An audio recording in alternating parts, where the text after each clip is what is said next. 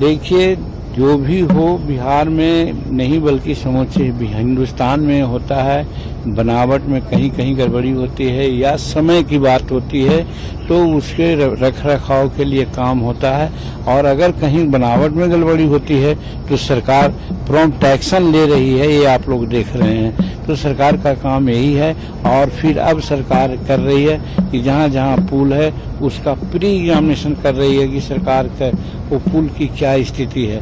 तो सरकार सचेत होकर के आगे ऐसा न हो व्यवस्था कर रही है।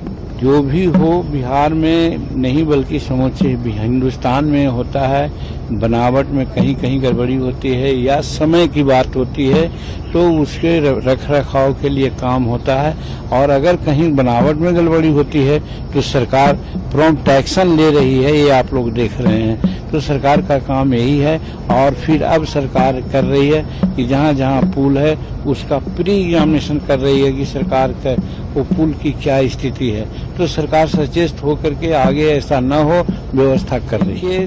जो भी हो बिहार में नहीं बल्कि समूचे हिंदुस्तान में होता है।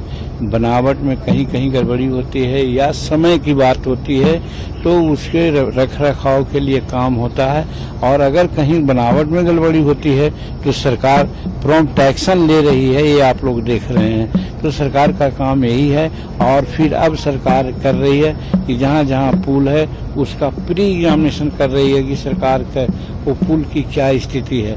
तो सरकार सचेत होकर